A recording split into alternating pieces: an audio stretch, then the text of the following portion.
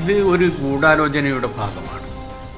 അത് UDF പൊതുവിലും അതുപോലെ തന്നെ പ്രത്യേകിച്ച് കോൺഗ്രസും ലീഗും ജമായത്തെയും കൂടി രൂപപ്പെടുത്തിയിട്ടുള്ളൊരു തന്ത്രമാണ്. ഇനി കോടതി വിധി വരട്ടെ. കോടതി വിധി, സുപ്രീം കോടതിയിൽ വിശാല ബെഞ്ചിൽ കിടക്കുന്ന കോടതിയുടെ വിധി വരട്ടെ. ആ വിധി വന്നതിന് ശേഷം എങ്ങനെയാണ് ഈ പ്രശ്നത്തെ കൈകാര്യം ചെയ്യേണ്ടത് എന്നതിനെ സംബന്ധിച്ച് ഇതുമായി ബന്ധപ്പെട്ടുകൊണ്ടുള്ള എല്ലാ ആൾക്കാരെയും വിളിച്ചു ചേർത്തുകൊണ്ട് എടുക്കുന്ന തീരുമാനമായിരിക്കും നടപ്പിലാക്കുക. ഈ സത്യവാങ്മൂലത്തിൽ കമ്മ്യൂണിസ്റ്റ് മാർക്സിസ്റ്റ് പാർട്ടിക്ക് ആത്മാർത്ഥതയുണ്ട് ഉണ്ടെങ്കിൽ ആ സത്യവാങ്മൂലത്തിൽ പറയാൻ പോകുന്ന കാര്യം എന്താണ് അതുകൂടി കേരള പുസ്തകത്തിൽ മുമ്പിൽ വെച്ചാൽ മാത്രമേ ഈ കാര്യത്തെക്കുറിച്ച് കോൺഗ്രസിൻ്റെ ഉറച്ച അഭിപ്രായം പറയാൻ സാധിക്കുള്ളൂ. ഒരടവ് തന്ത്രമായി നാളിതുവരെ കമ്മ്യൂണിസ്റ്റ് പാർട്ടി സ്വീകരിക്കുന്ന നിലപാടുകൾ വെച്ചുകൊണ്ട് ഞങ്ങൾക്ക് പറയാൻ സാധിക്കുള്ളൂ. ഒരടവ് തന്ത്രം മാത്രമായിട്ട്. CPM-ന്റെ ഈ മലക്കം മറിച്ചിൽ വിശ്വാസികൾ മുഖവിലക്കെടുക്കുന്നു.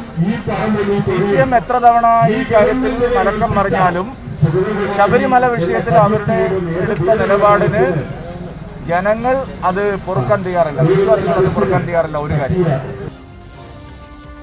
നമസ്കാരം. പ്രൈം ഡിബേറ്റ് ആരംഭിക്കുകയാണ്. ശബരിമല വിഷയത്തിൽ പാർട്ടി നിലപാട് ബലം പ്രയോഗിച്ച് നടപ്പാക്കില്ല എന്നാണ് CPM-ന്റെ ഏറ്റവും പുതിയ നിലപാടായി പ്രഖ്യാപിച്ചത്. സുപ്രീം കോടതിയുടെ വിശാല ബെഞ്ചിൽ വിധി പറഞ്ഞ ശേഷമേ എന്തു വേണമെന്ന് തീരുമാനിക്കൂ. ഒപ്പം വിശ്വാസികളുമായി ഇതുമായി ബന്ധപ്പെട്ടവരുമായി ചർച്ച നടത്തി മാത്രം അക്കാര്യത്തിൽ തീരുമാനം ഉണ്ടാകുമെന്നാണ് AK ബാലൻ നിയമമന്ത്രി ഇന്ന് മാധ്യമങ്ങളോട് പറഞ്ഞത്. സുപ്രീം കോടതിക്ക് മുന്നിലുള്ള വിഷയത്തിൽ നിയമനിർമ്മാണം നടത്തുമെന്ന പ്രതിപക്ഷ നിലപാട് വിവരക്കേടാണെന്നും നിയമമന്ത്രി പറഞ്ഞു. ശബരിമല വിഷയത്തിൽ അതേസമയം തന്നെ 3 മുന്നണികൾക്കുമെതിരെ ആഞ്ഞടിച്ച് NSSും രംഗത്ത് വന്ന സാഹചര്യം ഇന്നുണ്ടായി. തെരഞ്ഞെടുപ്പ് മുന്നിൽ കണ്ട് മുന്നണികൾ ഇപ്പോൾ നടത്തുന്ന നീക്കങ്ങൾ ആത്മാർത്ഥത ഇല്ലാത്തതാണെന്ന് general secretary G. Sukumaran Nair വാർത്താക്കുറിപ്പിൽ പറഞ്ഞു. അങ്ങനെ ശബരിമല പ്രധാനപ്പെട്ട തെരഞ്ഞെടുപ്പ് വിഷയമായി 3 മുന്നണികൾക്ക് മാറുകയാണ്. UDF ആ വിഷയം എടുത്തിട്ടു, BJP അതിനെ പിന്തുടർന്നു. ഇപ്പോൾ CPM-ഉം ഓരോ ദിവസവും ഇതിന് മറുപടി പറയേണ്ട സാഹചര്യത്തിലേക്ക് വരികയാണ്. പക്ഷേ ശബരിമലയിൽ CPM നിലപാട് ടേണോ, നിലപാട് തിരുത്തിയോ CPM എന്നാണ് നമ്മുടെ ചർച്ചയായി അടുത്ത 1 മണിക്കൂർ പോകുന്നത്. പ്രൈം ഡിബേറ്റിലേക്ക് സ്വാഗതം.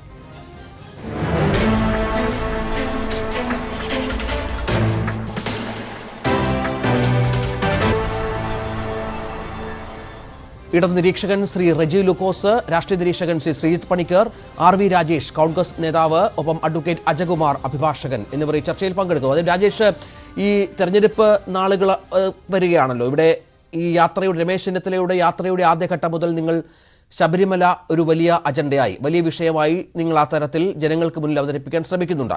ആദ്യം CPM മുഖം തിരിച്ചു നിന്നു, BJP അതൊരു ഘട്ടത്തിൽ ഏറ്റെടുത്തു, നിങ്ങൾക്ക് പിന്നാലെ BJPയും ചില കാര്യങ്ങൾ പറഞ്ഞു. നിങ്ങൾ ഒരുപാട് മുന്നേറി ജനങ്ങളുടെ മുന്നിൽ അവതരിപ്പിക്കുന്നതിൽ തെരഞ്ഞെടുപ്പിൽ നിങ്ങൾ ഉന്നയിക്കുന്ന പ്രധാന വിഷയവും ശബരിമല തന്നെ ആകുമോ ഇനിയുള്ള ദിവസങ്ങളിൽ? ഇതൊരു തെരഞ്ഞെടുപ്പ് വിഷയം എന്നതിലുപരിയായി ഇതൊരു ഭക്തരുടെ പ്രധാനപ്പെട്ട ഒരു വിഷയമാണ്. കേരളത്തിൽ ഭക്തജന സമൂഹം ആശങ്കയോടുകൂടിയാണ് ഈ ഗവൺമെൻറ് നടപടികൾ കണ്ടുകൊണ്ടിരുന്നത്. കാരണം എന്താണ്? സുപ്രീം കോടതി വിധി വന്ന ഉടനെ തന്നെ അത് നടപ്പാക്കാൻ വേണ്ടി ചാടി പുറപ്പെട്ട ഒരു ഗവൺമെൻറ്, അതിൻ്റെ പേരിൽ നവോത്ഥാന മതിൽ തീർത്ത ഗവൺമെൻറ്, വനിതാ മതിൽ തീർക്കാൻ ശ്രമിച്ച ഗവൺമെൻറ്. അപ്പോൾ ആ രീതിയിൽ മുഖ്യമന്ത്രി, അന്നത്തെ പ്രധാനപ്പെട്ട മുഖ്യമന്ത്രിയുടെയും CPM-ൻ്റെയും നിലപാട് ഇനി 10 ഇലക്ഷൻ തോറ്റാലും ഞങ്ങളെടുത്ത നിലപാട് ആ നിലപാടിൽ ഉറച്ചു നിൽക്കും എന്ന് തന്നെയാണ്. ഇതിനകത്ത് വ്യക്തമായ നിലപാട് പ്രഖ്യാപിക്കേണ്ടത് കേരളം ഭരിക്കുന്ന ഗവൺമെൻറ്റാണ്, CPM-ആണ്. ഞങ്ങൾ ഇതിനകത്ത് ചില ഭക്തരുടെ ചോദ്യങ്ങളാണ്, അല്ലെങ്കിൽ അവരുടെ മനസ്സിലെ ആശങ്കകളാണ് UDF-ഉം കോൺഗ്രസും ഉന്നയിക്കുന്നത്. അതിനകത്ത് ഞങ്ങൾ വളരെ വ്യക്തമായി പറയുന്നുണ്ട്, ഇതിനകത്ത് ഞങ്ങൾ അധികാരത്തിൽ വന്നാൽ ശബരിമല വിഷയത്തിൽ സുപ്രീം കോടതി വിധി എന്തായാലും ഒരു നിയമനിർമ്മാണം നടത്തും. ആ കാര്യത്തിൽ ഒരു വ്യക്തത വരുത്താൻ വേണ്ടി CPM തയ്യാറാകേണ്ടതുണ്ട്, കേരളം ഭരിക്കുന്ന ഗവൺമെൻറ് തയ്യാറാകേണ്ടത്. എന്താണ് ഇവരുടെ നിലപാട്? ഒരു കാലഘട്ടത്തിൽ പറഞ്ഞു ഞങ്ങൾ നവോത്ഥാനത്തിൻ്റെ വക്താക്കളാണ്, ഞങ്ങൾ വൈരുദ്ധ്യാത്മക ഭൗതികവാദത്തിൽ വിശ്വസിക്കുന്നവരാണ്, കമ്മ്യൂണിസത്തിൻ്റെ സത്ത തന്നെ അതുതന്നെയാണ്. ഇപ്പോൾ ഇന്ന് അല്ലെങ്കിൽ 2 ദിവസം കൊണ്ട് CPM ഈ കാര്യത്തിൽ അവരുടെ നിലപാടുകൾ ചില വ്യക്തതകൾ വരുത്തുന്നു എന്നുള്ള ധാരണ ഉണ്ടാക്കാൻ ശ്രമിക്കുന്നുണ്ട്. പക്ഷേ എന്താണ് വൈരുദ്ധ്യാത്മക ഭൗതികവാദം ഇന്ത്യയുടെ സാഹചര്യത്തിൽ, കേരളത്തിൻ്റെ ബൂർഷ്വാ സാഹചര്യത്തിൽ അത് പ്രായോഗികമല്ല എന്നുള്ള രീതിയിലാണ് ശ്രീ MV ഗോവിന്ദൻ്റെ സ്റ്റേറ്റ്മെൻറ്റ് വന്നിട്ടുള്ളത്. അത് സാധാരണ ആളുകൾക്ക് മനസ്സിലാകുന്ന ഒരു സ്റ്റേറ്റ്മെൻറ്റാണ്. സാധാരണക്കാരന് മനസ്സിലാകുന്ന ഭാഷയിൽ CPM ഇതിനകത്തൊരു വ്യക്തത വരുത്തേണ്ടതുണ്ട്. അല്ലാതെ സന്ദേശ സിനിമയിൽ ശങ്കരാടി പറയുന്നത് പോലെ പ്രതിക്രിയാവാദവും വിഘടനവാദവും തമ്മിൽ പ്രഥമദൃഷ്ടി അകൽച്ചയിലായിരുന്നെങ്കിൽ അവർ തമ്മിലുള്ള അന്തർധാര സജീവമായിരുന്നു എന്നുള്ള രീതിയിലുള്ള സ്റ്റേറ്റ്മെൻറ്റ് അല്ല ഇതിനകത്ത് വേണ്ടത്. CPM-ൻ്റെ നിലപാട് എന്താണ്? ഈ കാര്യത്തിൽ ശബരിമല വിഷയം അടക്കമുള്ള കാര്യങ്ങൾ ഭക്തജനങ്ങളുടെ താല്പര്യം സംരക്ഷിക്കാൻ വേണ്ടി കേരളം ഭരിക്കുന്ന പാർട്ടി നിലകൊള്ളുമോ? കഴിഞ്ഞ കാലഘട്ടങ്ങളിൽ അവർ അതിനല്ല നിലകൊണ്ടിരുന്നത്. ആ കാര്യത്തിൽ അവിടെ ശബരിമലയിലേക്ക് ഭക്തർ എന്നുള്ള വ്യാജേന ചില ആളുകളെ കടത്തിക്കൊണ്ട് പോവുകയും അതിൻ്റെ പേര് പോലീസ് വേഷം ഇടിയിച്ചുകൊണ്ട്. അപ്പോൾ ആചാര ലംഘനങ്ങൾ നടത്താൻ വേണ്ടി നമ്മുടെ രാജ്യം ഒരു വൈവിധ്യങ്ങൾ നിറഞ്ഞ ഒരു രാജ്യമാണ്. വിവിധങ്ങളായ ആചാരങ്ങളുണ്ട്, അനുഷ്ഠാനങ്ങളുണ്ട്. അതിനെയെല്ലാം ആർട്ടിക്കിൾ 14-ൻ്റെയോ ഭരണഘടനയുടെയോ മാത്രം വിവക്ഷയിൽ ആ കാര്യങ്ങൾ നമുക്ക് വിശകലനം ചെയ്യാൻ കഴിയുകയില്ല. ഇപ്പോൾ നാസ്തികരായിട്ടുള്ള ആളുകളുണ്ട്, നമ്മുടെ ജൈനമതമുണ്ട്, അതിനകത്ത് തന്നെ പല അവാന്തര വിഭാഗങ്ങളുമുണ്ട്. അപ്പോൾ അത്തരം ആളുകളുടെ ആചാരങ്ങളുണ്ട്. കുംഭമേള നടക്കുന്നുണ്ട്. കുംഭമേളയിൽ പോകുന്ന സന്യാസിമാർക്കെതിരെ എല്ലാം നഗ്നതാ പ്രദർശനത്തിന് കേസെടുക്കാൻ കഴിയും. രാജേഷ്, അതല്ല എൻ്റെ സംശയം. ഞാൻ ആദ്യം ചോദിച്ചതിലെ സംശയം പ്രധാനപ്പെട്ട ഒന്ന്, അതായത് തെരഞ്ഞെടുപ്പ് കാലമാണല്ലോ, തെരഞ്ഞെടുപ്പിലേക്ക് ഇനി കുറച്ച് മാസങ്ങൾ മാത്രം, കുറച്ച് ദിവസങ്ങൾ മാത്രം ബാക്കി നിൽക്കുന്നു. 2019 നവംബറിലായിരുന്നല്ലോ വിശാല ബെഞ്ചിന് വിട്ടുകൊണ്ട് തീരുമാനമുണ്ടായത്. അന്ന് ഇപ്പോൾ ഏതാണ്ട് 1.5 വർഷം കഴിയുന്ന പശ്ചാത്തലം കൂടിയുണ്ട്. നിങ്ങൾ അതിനുശേഷം ഒരു വാക്ക് പോലും ശബരിമലയെക്കുറിച്ച് പറഞ്ഞില്ല ഇതുവരെ. തെരഞ്ഞെടുപ്പിൻ്റെ പടിവാതിക്കൽ എത്തി നിൽക്കുമ്പോൾ അത് വീണ്ടും ജനങ്ങളുടെ ശ്രദ്ധയിലെത്തിക്കാനും ആ തരത്തിൽ പ്രചരണം നടത്താനും ശ്രമിക്കുന്നത് നിങ്ങൾക്ക് ജനങ്ങളോട് പറയാൻ മറ്റു വിഷയങ്ങളൊന്നുമില്ല എന്നതുകൊണ്ടാണോ? ഒരിക്കലുമല്ല. ധാരാളം വിഷയങ്ങളുണ്ട്. ഇന്ന് സെക്രട്ടറിയുടെ മുന്നിൽ കേരളത്തിലെ റാങ്ക് ഹോൾഡേഴ്സ് അവർ നിരന്തരമായി സമരം നടത്തിക്കൊണ്ടിരിക്കുകയല്ലേ, അവരെ പോലീസ് തല്ലിച്ചതക്കുകയല്ലേ. കേരളത്തിലെ ഇത്തരത്തിലുള്ള റാങ്ക് നേടി അല്ലെങ്കിൽ PSC പരീക്ഷ എഴുതി അർഹരായി കടന്നു വന്ന ആളുകളെ നിർത്തിക്കൊണ്ട് അവർക്ക് നിയമനം കൊടുക്കാതെ പിൻവാതിൽ നിയമനം നടത്തുന്ന ഈ ഗവൺമെന്റിനെ അതിശക്തമായ നിരവധി കാര്യങ്ങൾ കേരളത്തിൽ ഉന്നയിക്കാൻ കഴിയില്ലേ. കേരളത്തിൽ സ്വർണ്ണ കള്ളക്കടത്തടക്കം, മയക്കുമരുന്ന് കടത്തടക്കം, പാർട്ടി സെക്രട്ടറിയുടെ മകൻ ജയിലിൽ കിടക്കുന്ന ഒരു സാഹചര്യത്തിൽ ഗവൺമെന്റിനെ അടിക്കാൻ വേണ്ടി ധാരാളം ആയുധങ്ങൾ ഞങ്ങളുടെ കയ്യിലുണ്ട്. പക്ഷേ അതൊന്നുമല്ല. ഇവിടെ ഇതൊരു തെരഞ്ഞെടുപ്പ് അജണ്ടയായി ഞങ്ങൾ സെറ്റ് ചെയ്തിട്ടില്ല, വളരെ വ്യക്തമായി തന്നെ പറയാം. പക്ഷേ ഈ കാര്യങ്ങൾ ജനങ്ങളുടെ മുന്നിൽ ഒരു രാഷ്ട്രീയത്തിലേക്ക് പോകുമ്പോൾ ഞങ്ങളുടെ നിലപാട് ഇതാണ് എന്ന് വ്യക്തമാക്കണ്ടേ. യോഗത്തിൽ പ്രസംഗിക്കുമ്പോഴായാലും, മുല്ലപ്പള്ളി രാമചന്ദ്രൻ മാധ്യമങ്ങളെ കാണുമ്പോഴായാലും, മറ്റേത് കോൺഗ്രസ് നേതാക്കൾ മാധ്യമങ്ങളോട് സംസാരിക്കുമ്പോഴായാലും ശബരിമല ഇല്ലാതെ അവർ സംസാരം അവസാനിപ്പിക്കില്ല. രാജേഷ്, കഴിഞ്ഞ കുറച്ച് ദിവസമാണ് സംഭവിക്കുന്നത്. ഇതിനകത്ത് ഞങ്ങൾക്കൊരു വ്യക്തമായ നിലപാടുണ്ട്. ഞങ്ങളുടെ നിലപാട് ഈ തെരഞ്ഞെടുപ്പ് രാഷ്ട്രീയം വരുമ്പോൾ അല്ലെങ്കിൽ അടുത്തൊരു ഗവൺമെന്റ് വരുമ്പോൾ ഞങ്ങളുടെ നിലപാട് ഇതാണ് എന്ന് ജനങ്ങളെ ബോധ്യപ്പെടുത്തേണ്ട കാര്യമില്ലേ. ഞങ്ങൾ അധികാരത്തിൽ വന്നാൽ നാളെ ശബരിമല വിഷയത്തിൽ സുപ്രീം കോടതി വിധിയോട് എന്തായാലും ഞങ്ങളൊരു നിയമനിർമ്മാണം നടത്തും. അതാണ് ഞങ്ങളുടെ നിലപാട്. ആ നിലപാട് ഞങ്ങൾക്ക് വ്യക്തമാക്കണ്ടേ. അല്ല, എല്ലാ ദിവസവും ശബരിമല ഞങ്ങൾ പറയുന്നുണ്ടോ എന്നുള്ളതല്ല ചോദ്യം. ഇവിടെ അത് പ്രസക്തമായൊരു വിഷയമാണ്. കേരളത്തിലെ ജനങ്ങൾ ഭൂരിപക്ഷം ആളുകളും വിശ്വാസികളാണ്. ആ വിശ്വാസി സമൂഹത്തിന്, അത് ഹിന്ദുവായാലും ക്രിസ്ത്യാനിയായാലും മുസ്ലിം ആയാലും, എല്ലാ വിശ്വാസ സമൂഹത്തിൻ്റെയും മനസ്സുകളിൽ ഇത്തരം ആശങ്കകളുണ്ട്. അത് ശബരിമല വിധി, സുപ്രീം കോടതിയുടെ വിധിയുടെ അടിസ്ഥാനത്തിൽ എല്ലാ മതവിഭാഗങ്ങൾക്കും അവരുടേതായ ആചാരങ്ങൾ തുടർന്നു പോകാൻ നാളെ കേസ് വന്നാൽ, നാളെ അവരുടെ ആചാരങ്ങൾക്കെതിരായി ഏതെങ്കിലും രീതിയിലോ കടന്നുകയറ്റമുണ്ടായാൽ അതിലെന്താണ് രാഷ്ട്രീയ പാർട്ടികളുടെ നിലപാട്, എന്താണ് കേരളം ഭരിക്കുന്ന പാർട്ടികളുടെ നിലപാട്? വ്യക്തമായല്ലോ UDFിന്റെ നിലപാട്. കഴിഞ്ഞ കുറച്ച് ദിവസങ്ങളായി പറയുന്ന കാര്യങ്ങൾ ഇപ്പോൾ രാജേഷും പറഞ്ഞു വെക്കുന്നുണ്ട്. പക്ഷേ ഇവിടെ ഒരു പ്രശ്നമായി ഇന്ന് വന്നത്, AK ബാലൻ ഞങ്ങളോട് സംസാരിച്ചിരുന്നു, ഞങ്ങളുടെ പ്രതിനിധിയുമായി സംസാരിച്ചിരുന്നു രാവിലെ. അദ്ദേഹം പറഞ്ഞത് കോടതി വിധി വരട്ടെ, കോടതി വിധി വന്നാലും ആ കോടതി വിധി നടപ്പാക്കും എന്ന് ശഠിക്കുകയും അതിന് ഇറങ്ങിപ്പുറപ്പെടുകയും ചെയ്ത CPM ഇപ്പോൾ പറയുന്നത് കോടതി വിധി വന്നതിന് ശേഷം എല്ലാ വിഭാഗങ്ങളുമായി ചർച്ച നടത്തി, അതായത് വിശ്വാസികളെ വിശ്വാസത്തിലെടുത്ത് ഒരു തീരുമാനമെടുക്കുമെന്നാണ്. യൂട്ടേൺ അല്ലേ റജി CPM നിലപാട്? ഒരിക്കലുമല്ല. കാരണം കേരളം ഒരു പ്രഭുത്വ സംസ്ഥാനമാണ്. വിവേകശാലികളുള്ള ജനങ്ങളാണ് മഹാഭൂരിപക്ഷവും കേരളത്തിലുള്ളത്. ആ ജനങ്ങളുടെ മുമ്പിൽ ഈ കഴിഞ്ഞ 2018 സുപ്രീം കോടതി വിധിക്ക് ശേഷം ശബരിമലയുടെ മണ്ഡലകാലം ആരംഭിച്ചപ്പോൾ ശബരിമലയിൽ ഒരു കലാഭൂമിയാക്കാൻ ശ്രമിക്കുകയും ശബരിമലയുടെ പൂങ്കാവനത്തിന് ഉള്ളിൽ തന്നെ ഞങ്ങൾ ചടങ്ങുകൾ നിർത്തിവെപ്പിക്കാൻ വേണ്ടിയിട്ട് ഞങ്ങൾ വേണ്ടി വന്നാൽ അവിടെ തുപ്പ് വന്ന് മൂത്രം ഒഴിക്കുമെന്നൊക്കെ പറഞ്ഞ് കേരളത്തിലെ, അതുപോലെ തന്നെ 2 തമിഴ്നാടുകാരിയായ സ്ത്രീകളെ തേങ്ങ കൊണ്ടെറിയുക, അവരെ മർദ്ദിക്കുക, ആക്ഷേപിക്കുകയും ചെയ്ത സംഭവങ്ങൾ, ഇതെല്ലാം മുന്നിൽ കണ്ട് കേരളത്തിലൊരു രാഷ്ട്രീയ നേട്ടത്തിൽ 4 വോട്ട് കിട്ടാൻ വേണ്ടി നടത്തിയ കലാപാന്തരീക്ഷങ്ങൾ കേരളത്തിന്റെ പൊതുസമൂഹത്തിന് മുന്നിലുണ്ട്.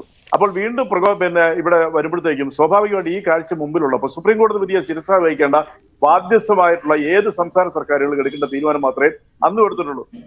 ഇപ്പോൾ ഇവരെന്തിനാണ് ഇത് എടുത്തുകൊണ്ട് മുമ്പിലിട്ടിരിക്കുന്നത്? ഇവര് മഞ്ചേശ്വരത്ത് ഈ പറയുന്ന ഇവരുടെ ഐശ്വര്യയാത്ര തുടക്കത്തിൽ അന്ന് 4-4.5 വർഷക്കാലം ഈ വിഷയം ഉണ്ടാതിരുന്ന പ്രത്യേകിച്ച് കഴിഞ്ഞ 2 വർഷമായിട്ട് ഒരു അക്ഷരം പോലും ഉണ്ടാതിരുന്ന ഉമ്മൻചാണ്ടി കേരളത്തിൽ കോൺഗ്രസ് തിരിച്ചു വരികയില്ലെന്ന് ഉറപ്പായപ്പോൾ, UDF തിരിച്ചു വരികയില്ലെന്ന് ഉറപ്പായപ്പോൾ, അങ്ങനെ എന്തെങ്കിലും ഭാവനയിൽ അദ്ദേഹത്തിന് തിരിച്ചു വരുമെന്ന് പ്രതീക്ഷയുണ്ട്. അദ്ദേഹം തന്നെ മുഖ്യമന്ത്രിയാവുന്നുള്ള ചരടുവലികളെല്ലാം നടത്തി പൂർത്തീകരിച്ചപ്പോൾ അദ്ദേഹത്തിന്റെ ഭാവനയിൽ വന്നൊരു സംഭവമാണ് അന്ന് അതവിടെ പ്രഖ്യാപിച്ചത്. പക്ഷേ ആ ഭാവനയിൽ CPM ഇപ്പോൾ മറുപടി പറയേണ്ടി വരുന്നു. മന്ത്രിമാർ പുറത്തു വന്ന ഓരോരുത്തരായി മറുപടി, MA ബേബി പറയുന്നു, AK ബാലൻ മറുപടി പറയുന്നു. നിങ്ങൾ അങ്ങനെ അവരുടെ ഭാവനയിൽ വലിയൊരു സംഭവമാണെങ്കിൽ ആ രീതിയിൽ അതിനെ അങ്ങ് തള്ളിക്കളഞ്ഞാൽ പോരെ? അർഹിക്കുന്ന അവജ്ഞയോടെ അങ്ങ് തള്ളിക്കളയുക, നിങ്ങളതിൽ തൊടാനേ പോകണ്ട. പക്ഷേ നിങ്ങൾക്കും മറുപടി പറയേണ്ടി വരുന്നു. അതാ ലോക്സഭാ തെരഞ്ഞെടുപ്പിന്റെ തോൽവിയുടെ ഒരു കേട് അത് അങ്ങനെ നിലനിൽക്കുന്നതായിരിക്കും അല്ലേ? അല്ല, അങ്ങനെയാണെന്നുണ്ടെങ്കിൽ ഇതല്ലേ ലോക്സഭാ തെരഞ്ഞെടുപ്പ് കഴിഞ്ഞിട്ടുള്ള 3 ഉപതെരഞ്ഞെടുപ്പിൽ, നിയമസഭയിലേക്കുള്ള ഉപതെരഞ്ഞെടുപ്പിൽ കോന്നി സഹിതം, പത്തനംതിട്ട ജില്ലയിലെ കോന്നി സഹിതം, വട്ടിയൂർക്കാവ്, പാലായിൽ സഹിതം വൻ ഭൂരിപക്ഷത്തിൽ ഇടതുപക്ഷത്തിനെ ഇവിടുത്തെ ജനങ്ങൾ വോട്ട് കൊടുത്ത് ജയിപ്പിച്ചത് എങ്ങനെയാ? ഈ രീതിയിലുള്ള ഇതാണോ? അപ്പൊ ഞാൻ പറഞ്ഞു വരുന്നത് പൂർത്തീകരിക്കട്ടെ. അപ്പൊ ഇവിടെ ഇപ്പോൾ എന്തുകൊണ്ടാണ് മറുപടി പറഞ്ഞതിനുള്ള മറുപടി വളരെ സിമ്പിൾ ആണ്. കാരണം കേരളത്തിൽ കലാപം ലക്ഷ്യമാക്കി മുന്നോട്ട് പോയിക്കൊണ്ടിരിക്കുന്ന തങ്ങളുടെ തന്നെ പാർട്ടിയുടെ അകത്തളങ്ങളിൽ നിന്ന് ഭീഷണിയും സ്വരങ്ങള് സുധാകരൻ, രമേശ് ചെന്നിത്തലയും ഷാനിവാസ് ഉസ്മാനെയൊക്കെ പരസ്യമായിട്ട് അധിക്ഷേപിക്കുകയും പരസ്യമായിട്ട് താക്കീത് കൊടുത്തൊക്കെ ഈ കേരളം കേട്ടോണ്ടിരിക്കുന്നല്ലേ.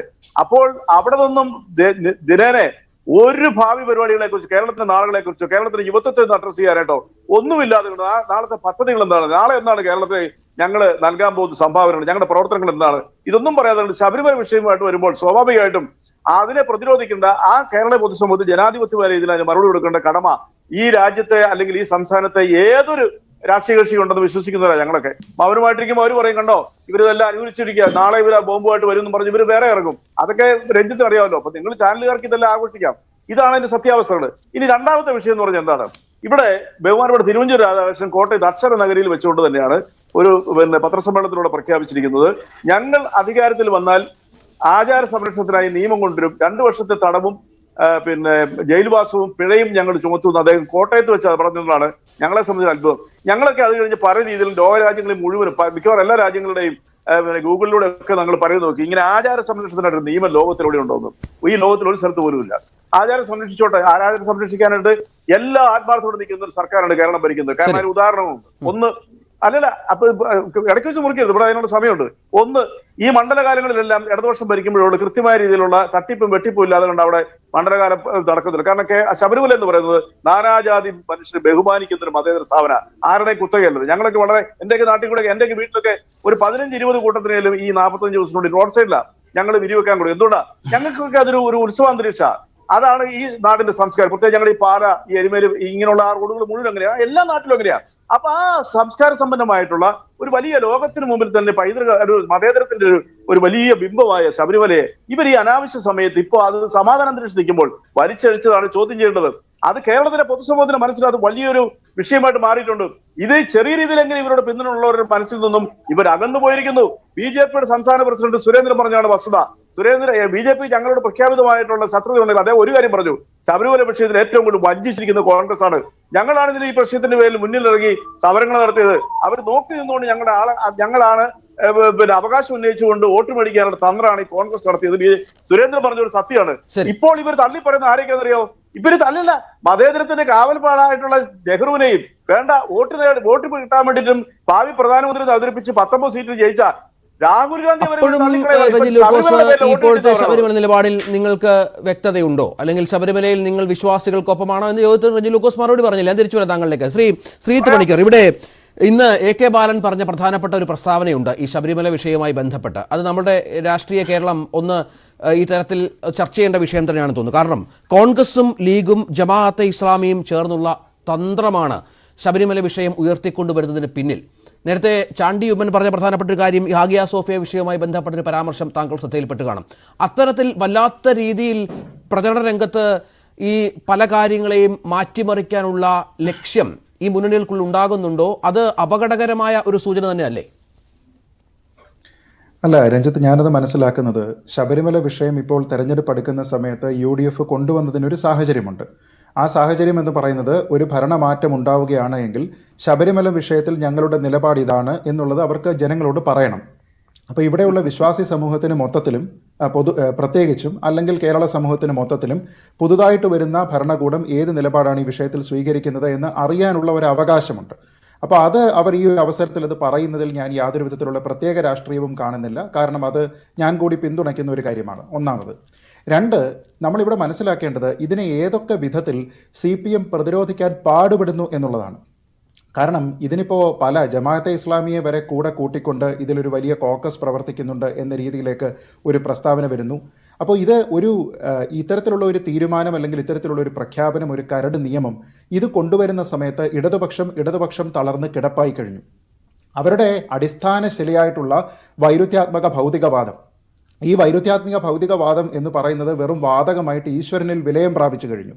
അപ്പോൾ അവരുടേതായിട്ടുള്ള ഈ ഞങ്ങളിലില്ല മതരക്തം, ഒരു 4 വോട്ടിന് വേണ്ടിയിട്ട് ഞങ്ങളുടെ പ്രമാണങ്ങളെ തള്ളിപ്പറയില്ല എന്നൊക്കെ പറഞ്ഞിരുന്ന പാർട്ടി മാത്രം നോക്കിയാൽ, അതായത് ശബരിമല വിഷയത്തിൽ ഞങ്ങൾ എന്തൊക്കെയായാലും സുപ്രീം കോടതിയുടെ ഭരണഘടനാ ബെഞ്ച് പറയുന്നത് എന്തോ അത് നടപ്പാക്കും എന്നുള്ളതായിരുന്നു ഇവരുടെ പ്രഖ്യാപിത നയം.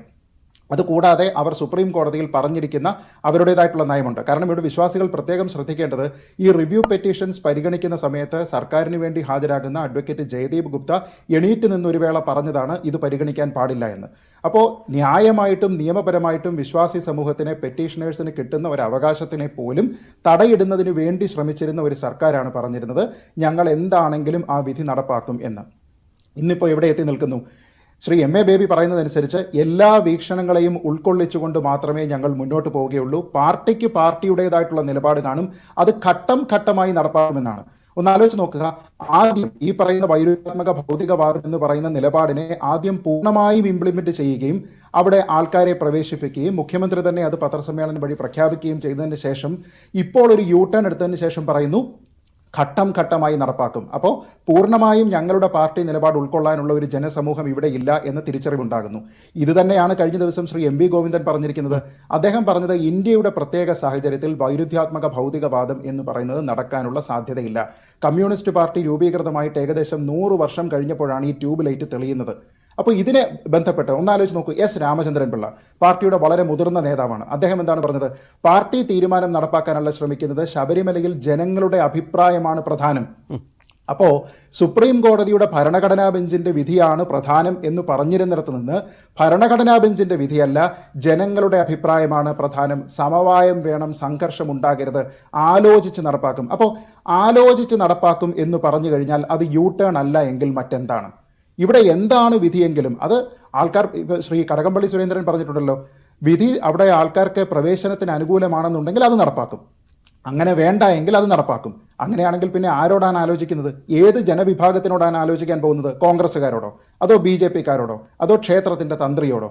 ആചാരകാര്യങ്ങളിൽ പരമമായിട്ടുള്ള അധികാരം ക്ഷേത്രതന്ത്രിക്കുണ്ട് എന്ന് നിയമപ്രകാരം പോലും ഇവിടെ ഉണ്ടായിട്ടും അതുപോലും വകവെക്കാതെ തന്ത്രിയെ പോലും അധിക്ഷേപിക്കുന്ന മന്ത്രിമാരുള്ള ഒരു ഭരണകൂടത്തിൻ്റെ ഭാഗത്ത് നിന്ന് ആൾക്കാർ ഇപ്പോൾ പറയുന്നു ജനങ്ങളോട് പറയും. അപ്പോൾ ഇവിടെ തെരഞ്ഞെടുപ്പിനെ മുൻനിർത്തിക്കൊണ്ട് നയം മാറ്റുന്നത് കോൺഗ്രസ് അല്ല, അത് CPM ആണ്. കാരണം ഉമ്മൻചാണ്ടി തന്നെ മുഖ്യമന്ത്രിയായിരിക്കുന്ന സമയത്ത് അദ്ദേഹത്തിനു വേണ്ടി സംസ്ഥാന സർക്കാരിന് വേണ്ടി സമർപ്പിക്കപ്പെട്ടിരുന്ന അഫിഡവിറ്റിൽ പറഞ്ഞിരുന്നത് വിശ്വാസികൾക്ക് വേണ്ടിയിട്ടുള്ള ആചാരങ്ങൾ അവിടെ നിലനിൽക്കണമെന്നാണ്. ശരി. അപ്പോൾ ഇപ്പോൾ അത് ഉപയോഗിക്കുന്നു അല്ലെങ്കിൽ അത് തന്നെ പറയുന്നു എന്ന് പറഞ്ഞ് അവരുടെ നിലപാടിൽ U-ടേൺ ഇല്ല.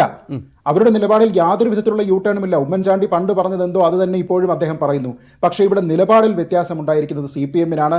4 വോട്ട് എന്ന് പറയുന്നത് അവർക്ക് പ്രധാനമായിരിക്കില്ല, പക്ഷേ ഏകദേശം ഹിന്ദു സമൂഹത്തിൻ്റെ ഒരു 1.5 കോടി അല്ലെങ്കിൽ അതിന് മുകളിൽ വരുന്ന വോട്ട് എന്ന് പറയുന്നത് അവർക്ക് പ്രധാനമായതുകൊണ്ട് തന്നെയാണ് അവരുടെ അടിസ്ഥാനശിലയായിട്ടുള്ള വൈരുദ്ധ്യാത്മക ഭൗതികവാദത്തിനെ പോലും തള്ളിപ്പറഞ്ഞിട്ട് ആ വോട്ടിന് വേണ്ടിയിട്ട് അവർ ശ്രമിക്കുന്നത്. ശരി, ശ്രീ അഡ്വക്കേറ്റ് അജയകുമാർ, ഇവിടെ പ്രധാനപ്പെട്ട ഒരു വിഷയം, അതായത് ഈ തെരഞ്ഞെടുപ്പ് പ്രചരണ രംഗം എന്ന് പറഞ്ഞാൽ രമേശ് ചെന്നിത്തല യാത്രയിലുടനീളം UDF പറയുന്നത് നിയമനിർമ്മാണം കൊണ്ടുവരും ശബരിമലയുമായി ബന്ധപ്പെട്ട വിഷയത്തിൽ, അത് അത്തരത്തിൽ നടപ്പിലാക്കും, അതിൻ്റെ ഒരു കരടൊക്കെ അവർ പുറത്തുവിട്ടൊരു സാഹചര്യമൊക്കെ ഉണ്ട്. അതിൻ്റെ പ്രധാനപ്പെട്ട ചില പോയിന്റ്സും ഒക്കെ താങ്കൾ ശ്രദ്ധയിൽപ്പെട്ട് കാണും. പക്ഷേ AK ബാലൻ നിയമമന്ത്രി പറയുന്നു CPM-ന്റെ വാദം അത്തരത്തിൽ നിയമനിർമ്മാണം സാധ്യമല്ല, ഭരണഘടനാ ബെഞ്ചിൻ്റെ പരിഗണനയിലുള്ളൊരു വിഷയമാണ്, അതിൽ പാർലമെന്റിലും നിയമസഭയിലും നിയമനിർമ്മാണം സാധ്യമാണോ? UDF തിരിച്ചടിക്കുന്നത് പലവിധ ഉദാഹരണങ്ങൾ ചൂണ്ടിക്കാണിച്ചുകൊണ്ടാണ്. ശരിക്കും നിയമപരമായി ആ വിഷയത്തിൽ എന്താണ് ചെയ്യാൻ സാധിക്കുക? ഏത് വാദത്തിനൊപ്പമാണ് താങ്കൾ നിൽക്കുക?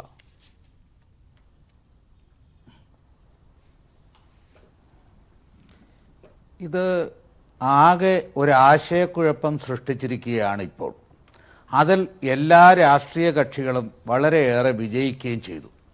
പക്ഷേ ഈ ആശയക്കുഴപ്പത്തിന് തുടക്കം കുറിച്ച മഹത് വ്യക്തി ഇന്ന് അദ്ദേഹത്തിൻ്റെ നിലപാട് വ്യക്തമാക്കിയപ്പോൾ എനിക്ക് അങ്ങേയറ്റത്തെ ബഹുമാനം അദ്ദേഹത്തോട് തോന്നി. കാരണം ഈ സമുദായങ്ങളെ വെറുതെ ചുറ്റിക്കാൻ വേണ്ടി ഓരോ രാഷ്ട്രീയ കക്ഷികളുടെയും ചട്ടുകമാക്കാൻ, വോട്ട് നേടാൻ ഇല്ലെങ്കിൽ വോട്ട് തട്ടിപ്പറിക്കാൻ നടത്തുന്ന ഒരു ശ്രമമാണ്. ഇനി നിയമപരമായി താങ്കൾ ചോദിച്ച ചോദ്യത്തിന് ഞാൻ മറുപടി പറയാം. ഒന്ന്, ഇപ്പോൾ ഇവിടെ ശബരിമലയെ സംബന്ധിച്ചോ വേറെ ഏതെങ്കിലും നിയമങ്ങൾ പാസ്സാക്കുന്നതിനെ സംബന്ധിച്ചോ യാതൊരുവിധ നിരോധനവും സുപ്രീം കോടതിയിൽ നിന്നില്ല. ഇന്ന് വേണമെങ്കിലും അവർക്ക് നിയമം ഉണ്ടാക്കാം. പക്ഷേ ആ നിയമം ഉണ്ടാക്കിയാൽ അത് നിലനിൽക്കുമോ എന്നുള്ളതാണ് കാതലായ പ്രശ്നം. ഇവിടെ ഒരു കരട് നിയമം പോലും കോൺഗ്രസ് പ്രതിനിധി നമ്മുടെ മുമ്പിലേക്ക് വച്ചിട്ടുണ്ട്. ഞാൻ അതിലേക്ക് വരാം. ഇന്ത്യൻ ഭരണഘടനയുടെ 25, 26 ആർട്ടിക്കിൾസിൽ മാത്രമാണ് ഈ മതസ്വാതന്ത്ര്യവും ആചാര സ്വാതന്ത്ര്യവും പറയുന്നത്. മതസ്വാതന്ത്ര്യം ഇന്ത്യയിലെ പൗരന്മാർക്ക് പരിപാലിക്കാൻ കഴിയുന്നത് ഇന്ത്യൻ ഭരണഘടനയുടെ മൗലിക അവകാശങ്ങളെ കണക്കിലെടുത്തു മാത്രമാണ്. എന്നാൽ ആചാര സ്വാതന്ത്ര്യം എന്ന് പറയുന്നത് എല്ലാവർക്കും ഒരുപോലെ ലഭ്യമല്ല. അത് ഒരു പ്രത്യേക ഡിനോമിനേഷനോ, അതാണ് 26ഉം 25ഉം തമ്മിലുള്ള വ്യത്യാസം. ഒരു പ്രത്യേക ഡിനോമിനേഷനോ ഒരു പ്രത്യേക സെക്ടോ ആയി ജീവിക്കുന്നവർ അവരുടെ വിശ്വാസത്തിൻ്റെ അടിസ്ഥാന ഭാഗമായി തന്നെ ഇന്ന ആചാരങ്ങൾ വേണമെന്നുണ്ടെങ്കിൽ അത് subject to public order, morality and health, അത് അവർക്ക് അവരുടെ സമുദായത്തിന്, അവരുടെ ആ സെക്റ്റിനുള്ളിൽ, ആ ഡിനോമിനേഷനുള്ളിൽ നടപ്പിലാക്കാനുള്ള പരിമിത സ്വാതന്ത്ര്യമുണ്ട്. ഇവിടെ അയ്യപ്പ ഡിവോട്ടീസ് എന്ന് പറയുന്ന ആളുകൾ ഒരു പ്രത്യേക സെക്റ്റ് അല്ല, ഒരു ഡിനോമിനേഷൻ അല്ല. അത് ഹിന്ദു സമൂഹത്തിലെ തന്നെ ആളുകളാണ്. അവർക്ക് പ്രത്യേകമായി ഒരു റിലീജിയസ് ഐഡൻറ്റിറ്റി ഇല്ല, ഒരു ആചാര ഐഡൻറ്റിറ്റി ഇല്ല എന്ന് കണ്ടാണ് ഭരണഘടനയുടെ ഭൂരിപക്ഷ വിധിയുണ്ടായിരിക്കുന്നത്. ഇതിന് എതിരായി ഒരു ന്യൂനപക്ഷ വിധിയും അതിൻ്റെ അകത്തുണ്ട്, ജസ്റ്റിസ് ഇന്ദു മൽഹോത്രയുടെ. ആ ഇന്ദു മൽഹോത്രയുടെ വിധിയെ അടിസ്ഥാനമാക്കി പറഞ്ഞിരിക്കുന്ന പ്രധാനപ്പെട്ട ഈ ഡിസ്റ്റിങ്ഷൻ ഭരണഘടനാപരമാണെന്ന് ബഹുമാനപ്പെട്ട ഇന്ദു മൽഹോത്ര കണ്ടെത്തുവാൻ പറഞ്ഞ 2 ഫാക്ച്വൽ അടിസ്ഥാനങ്ങളും അടിസ്ഥാനരഹിതമാണ്. ഒന്ന്, അവർ പറഞ്ഞത്, ആ ജഡ്ജ്മെൻറ്റിൽ പറഞ്ഞത്, നമ്മുടെ ചക്കുളത്തുകാവ് അമ്പലത്തിലും ഈ ഇവിടുത്തെ തിരുവനന്തപുരത്ത് നമ്മുടെ ആറ്റുകാൽ അമ്പലത്തിലും പുരുഷന്മാർക്ക് പ്രവേശനമില്ല, അങ്ങനെ ഒരു ആചാരം ഇവിടെ നിൽക്കുന്നു. തെറ്റാണ്. പുരുഷന്മാർക്ക് അവിടെ യാതൊരു വിധമായ പ്രവേശന ഇതുമില്ല, നിരോധനവുമില്ല. പൊങ്കാലക്കാലത്ത് പബ്ലിക് ഓർഡർ പരിപാലിക്കുന്നതിന് വേണ്ടി അതാത് പോലീസ് കമ്മീഷണർമാർ കൊടുക്കുന്ന റെസ്ട്രിക്ഷൻസ് അല്ലാതെ വേറെ റെസ്ട്രിക്ഷൻസ് ഒന്നുമില്ല. അപ്പോൾ ഫാക്ച്വലി അത് തെറ്റാണ്. രണ്ടാമത്തെ കാര്യം, ഈ ഡിനോമിനേഷൻ എന്ന് പറയുന്നതിന് ഇന്ത്യയിലെ ഒരുപാട് പ്രാവശ്യം നമ്മുടെ ഭരണഘടനാ ബെഞ്ചും അല്ലാത്ത കോടതികളും ഭരണഘടനാ ബെഞ്ച് അല്ലാത്ത സുപ്രീം കോടതി ബെഞ്ചുകളും വിവക്ഷിച്ചിട്ടുണ്ട്. അതുകൊണ്ട് അതിൽ 1972 തമിഴ്നാട് സർക്കാരിൻ്റേത് ഒരു കേസിൽ പറഞ്ഞിട്ടുണ്ട്, ഒരു പ്രത്യേക ആചാരം ഒരാൾ വന്നാൽ മാത്രമേ നടക്കൂ എന്ന് പറഞ്ഞാൽ പോലും അത് ഭരണഘടനാ വിരുദ്ധമാണ്. സാർ, അപ്പോൾ ഇത് സംശയം, അതായത് ഈ നിയമം ഏത് സർക്കാരിനും കൊണ്ടുവരാം, നിയമം വേണമെങ്കിൽ കൊണ്ടുവരാം, അത് നിലനിൽക്കുമോ ഇല്ലയോ എന്ന വിഷയത്തിൽ മാത്രമേ ഉള്ളൂ. പക്ഷെ നിയമം കൊണ്ടുവരാൻ ആർക്കും അവകാശമുണ്ട്. ഈ ഭരണഘടനാ ബെഞ്ചിന്റെ പരിഗണനയുള്ള വിഷയത്തിൽ നിയമം കൊണ്ടുവരാൻ സാധ്യമല്ല എന്ന വാദത്തിൽ വലിയ അർത്ഥമൊന്നുമില്ല, അങ്ങനെയല്ലേ? അല്ല, സാധാരണ ഞാൻ പറയാം, അതിൻ്റെ അകത്ത് ആ ഭരണഘടനാ ബെഞ്ചിൽ ഇരിക്കുമ്പോൾ ഒരു ലീഗൽ ഡോക്ട്രിൻ, അതായത് സബ്ജുഡീസ് എന്ന് പറയുന്ന ഒരു ലീഗൽ ഡോക്ട്രിൻ ഉണ്ട്. ഒരു കോടതി വിധി പറയാനിരിക്കുന്ന ഒരു കേസിനെ സംബന്ധിച്ചിടത്തോളം അതിൻ്റെ അകത്ത് ആ കോടതി വിധി വരുന്നത് വരെ അത് സബ്ജുഡീസ് ആണ്, അതിൽ അഭിപ്രായം പറയാൻ പാടില്ല, ഇല്ലെങ്കിൽ അതിൽ ഇടപെടൽ നടത്താൻ പാടില്ല എന്നുള്ളത്. അതിൻ്റെ ഒരു റെസ്ട്രിക്ഷൻസ് ഒഴിച്ചാൽ ഈ ഒരു കാര്യത്തിൽ വേറെ ഒരു നിയമപരമായ തടസ്സങ്ങളും സുപ്രീം കോടതി നിങ്ങൾ ആ ഒരു സംസ്ഥാനവും ഒരു കേന്ദ്രവും പാസ്സാക്കരുത് ഒരു നിയമം ഇതിൻ്റെ കൂടെ പുറപ്പെടുവിച്ചിട്ടില്ല. ഇത് ഒരു ഹയർ ബെഞ്ചിലേക്ക് പോയിരിക്കുന്നത് ചില പ്രത്യേക കാര്യങ്ങൾ തീരുമാനിക്കാനാണ്. ശരി ശരി സാർ, ശരി, അത് വ്യക്തമാണ്, കുറച്ചുകൂടി വ്യക്തമാണ്. ഞങ്ങളിലേക്ക് വരാം. 4 പ്രധാനപ്പെട്ട അതിഥികളും തുടരുന്നുണ്ട് നമ്മോടൊപ്പം. അവരിലേക്ക് 4 പേരിലേക്കും വരാം. വളരെ പെട്ടെന്ന് ഒരു ചെറിയ ഇടവേള. ആർ വി രാജേഷ്, ഭക്തർക്കൊപ്പം വിശ്വാസികൾക്കൊപ്പം ആത്മാർത്ഥമായി നിലകൊള്ളുന്നത് കോൺഗ്രസ് ആണ് ആദ്യഘട്ടം മുതൽ എന്ന് നിങ്ങൾ പറയുന്നു, നിങ്ങൾ നേതാക്കൾ പറയുന്നു. ഇവിടെ നിങ്ങൾ നിയമത്തിന്റെ കരട് അവതരിപ്പിച്ചു, ജനങ്ങൾക്ക് മുന്നിൽ ശബരിമല വലിയ അജണ്ടയാക്കി മാറ്റുന്നു. പക്ഷേ ഇന്നത്തെ NSSന്റെ വിമർശനം അത് ശ്രദ്ധിക്കേണ്ട പ്രധാനപ്പെട്ട ഒരു കാര്യമാണ്. 3 മുന്നണികളെയും ഒരുപോലെ വിമർശിക്കുമ്പോഴും UDF-നെ പ്രത്യേകിച്ച് പരാമർശിച്ച് NSS ജനറൽ സെക്രട്ടറിയുടെ പ്രസ്താവനയിൽ പറയുന്നു, ഇത്രയും നാൾ എവിടെയായിരുന്നു നിങ്ങൾ? പ്രതിപക്ഷത്തായിരിക്കുമ്പോഴും വേണമെങ്കിൽ നിയമസഭയിൽ ആ തരത്തിലുള്ള ബില്ല് കൊണ്ടുവരാനുള്ള അവകാശമുണ്ട്. അതൊന്നും അവർ കൊണ്ടുവന്നില്ല, അവർ ശ്രമിച്ചില്ല. ഇപ്പോൾ ഉള്ളത് രാഷ്ട്രീയ തട്ടിപ്പാണ് എന്ന്. നിങ്ങളുടെ ആത്മാർത്ഥത എന്തുകൊണ്ടാണ് NSSന് മനസ്സിലാകാതെ പോകുന്നത്? അല്ല, NSSൻ്റെതായ നിലപാടുകളുണ്ട്, എല്ലാ കാര്യത്തിലുമുണ്ട്. ആ നിലപാടുകളെ ചോദ്യം ചെയ്യുക എന്നുള്ളതല്ല ഞങ്ങളുടെ ലക്ഷ്യം. NSSൻ്റെ നിലപാടുകളെ കോൺഗ്രസ്, അത് NSS എന്ന് പറയുന്ന അവരുടെ നിലപാടുകളെ കോൺഗ്രസ് എന്തിനാണ് ചോദ്യം ചെയ്തത്? NSS പറയുന്ന അഭിപ്രായത്തെ, ആ അഭിപ്രായങ്ങളെ പല കാലഘട്ടത്തിൽ NSS മാത്രമല്ല കേരളത്തിലെ എല്ലാ മത സാമുദായിക സംഘടനകളെയും അവരുടെ അഭിപ്രായങ്ങൾ സ്വാംശീകരിച്ച് മാത്രമേ ഒരു ജനാധിപത്യ പാർട്ടി എന്നുള്ള രീതിയിൽ കോൺഗ്രസ് മുന്നോട്ട് പോയിട്ടുള്ളൂ. പക്ഷേ കോൺഗ്രസിന് ഇതിനകത്ത് വളരെ വ്യക്തമായ നിലപാടുണ്ട്. ആ നിലപാട് എന്ന് പറഞ്ഞാൽ VS അച്യുതാനന്ദൻ്റെ ഗവൺമെൻറ് കാലഘട്ടത്തിൽ അവർ പറഞ്ഞത് ഇവിടെ ശബരിമലയിൽ സ്ത്രീകൾക്ക് പ്രവേശനമാകാം, യുവതികൾക്ക് പ്രവേശനമാകാം എന്നുള്ള ഒരു സത്യവാങ്മൂലം VS അച്യുതാനന്ദൻ്റെ ഗവൺമെൻറ് കൊടുത്തു. അതിനുശേഷം വന്ന ഈ കേസ് വന്നപ്പോൾ, ശ്രീ ഉമ്മൻചാണ്ടിയുടെ ഗവൺമെൻറ് വന്നപ്പോൾ ഞങ്ങൾ വളരെ വ്യക്തമായി അതിനകത്ത് VS അച്യുതാനന്ദൻ്റെ ഗവൺമെൻറ് കൊടുത്ത സത്യവാങ്മൂലം തള്ളിക്കൊണ്ട് പുതിയ സത്യവാങ്മൂലം ശബരിമലയിൽ അവിടെ ആചാരങ്ങളുണ്ട്, അനുഷ്ഠാനങ്ങളുണ്ട്, അത് കാലാതീതമായി കാലങ്ങളായി അനുഷ്ഠിച്ചു വരുന്ന ആചാരങ്ങളാണ്, അതുകൊണ്ട് ആ ആചാരങ്ങൾ സംരക്ഷിക്കപ്പെടണം എന്നുള്ളത് വളരെ വ്യക്തമായ UDFൻ്റെ നിലപാടുണ്ടായിരുന്നു. അതാണ് ഉമ്മൻചാണ്ടിയുടെ ഗവൺമെൻറ് കൊടുത്ത സത്യവാങ്മൂലം. ആ സത്യവാങ്മൂലത്തിൽ വളരെ വ്യക്തമായി ഇക്കാര്യങ്ങളൊക്കെ സൂചിപ്പിച്ചിട്ടുണ്ട്.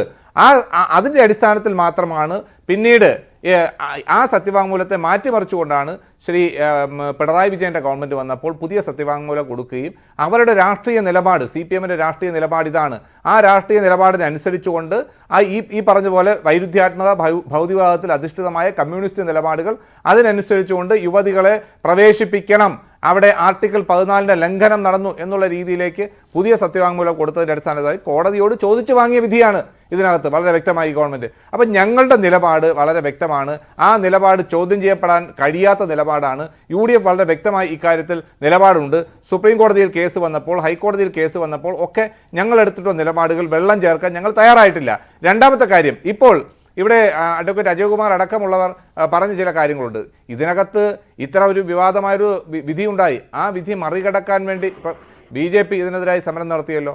ഇപ്പോൾ ഇത് കൺകറൻറ്റ് ലിസ്റ്റിൽ പെടുന്ന വിഷയമാണ് വിശ്വാസം എന്നുള്ളത്. അപ്പോൾ കേന്ദ്ര ഗവൺമെൻറ്റിനോ സംസ്ഥാന ഗവൺമെൻറ്റിനോ എപ്പോൾ വേണമെങ്കിലും നിയമനിർമ്മാണം നടത്താൻ, വിശ്വാസത്തിൽ അധിഷ്ഠിതമായ വിശ്വാസികളുടെ താല്പര്യങ്ങൾ സംരക്ഷിക്കാൻ വേണ്ടി, ആചാരങ്ങൾ സംരക്ഷിക്കാൻ വേണ്ടി, അനുഷ്ഠാനങ്ങൾ സംരക്ഷിക്കാൻ വേണ്ടി ഒരു നിയമനിർമ്മാണം നടത്താൻ കഴിയും. ആ നിയമനിർമ്മാണം കേന്ദ്ര ഗവൺമെൻറ് നടത്താമല്ലോ. ഇവിടെ സമരം ചെയ്തല്ലോ, ബഹളമുണ്ടാക്കിയല്ലോ BJP.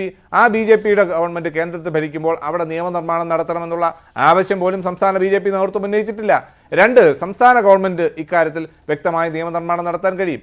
ആ നിയമനിർമ്മാണം നടത്താതെ ജനങ്ങളെ വഞ്ചിച്ചുകൊണ്ട്, അല്ലെങ്കിൽ ഭക്തജനങ്ങളെ വഞ്ചിച്ചുകൊണ്ട് വെറുതെ പ്രസ്താവന ഇറക്കിയിട്ട് കാര്യമുണ്ടോ? ഇവിടെ ഈ കാര്യത്തിൽ നമുക്കറിയാം, ഈ അയ്യപ്പ ഡിവോട്ടീസ് എന്നുള്ളത് ഒരു പ്രത്യേക ഡിനോമിനേഷനായി കാണാൻ കഴിയും. കാരണം 41 ദിവസത്തെ വ്രതം എടുത്തുകൊണ്ട്, കറുത്ത വസ്ത്രം ധരിച്ചുകൊണ്ട് അവർ ഈ അയ്യപ്പ ഡിവോട്ടീസായി അവർ സ്വയം അർപ്പിച്ചുകൊണ്ടാണ് 41 ദിവസം വ്രതമെടുത്തുകൊണ്ടാണ് അവിടേക്ക് പോകുന്നത്. അപ്പോൾ അവരെ പ്രത്യേക ഡിനോമിനേഷനായി കാണാം. പ്രത്യേക ഡിനോമിനേഷനായി കണ്ടുകൊണ്ട് 26B അനുസരിച്ചുകൊണ്ട് ആ ഡിനോമിനേഷന്റെ പരിധി വരുത്തിക്കൊണ്ട് നിയമനിർമ്മാണം നടത്താൻ കഴിയും. അങ്ങനെയുള്ള പോംവഴികൾ ഇതിനകത്തുണ്ട്. പക്ഷേ ഇത് തെരഞ്ഞെടുപ്പ് പ്രചരണ രംഗത്ത് നിങ്ങൾ സജീവമാക്കുമ്പോഴും അതിനുശേഷം നടന്ന ഉപതെരഞ്ഞെടുപ്പുകളുണ്ട്, തദ്ദേശ ഭരണ തെരഞ്ഞെടുപ്പുണ്ട്, അവിടെയൊന്നും ഏശിയില്ല. നിങ്ങളുടെ പ്രധാന അജണ്ടയുമായിരുന്നില്ല. അവിടെയൊന്നും ഏശായിരുന്നുകൊണ്ടാണോ പിന്നെ ഈ വിഷയം എടുത്തിട്ടിരിക്കുന്നത്? ഇവിടെ ഞാൻ ആദ്യമേ പറഞ്ഞതുകൊണ്ട്, ഞങ്ങൾക്ക് എല്ലാ കാര്യത്തിലും ഒരു തെരഞ്ഞെടുപ്പിലേക്ക് പോകുമ്പോൾ ഒരു രാഷ്ട്രീയ നിലപാടുണ്ട്. അത് ഞങ്ങളുടെ പ്രകടന പത്രികയിൽ പറയുന്നുണ്ട്. ഇപ്പോൾ സെക്രട്ടറിയേറ്റിന് മുന്നിൽ സമരം നടക്കുകയാണല്ലോ.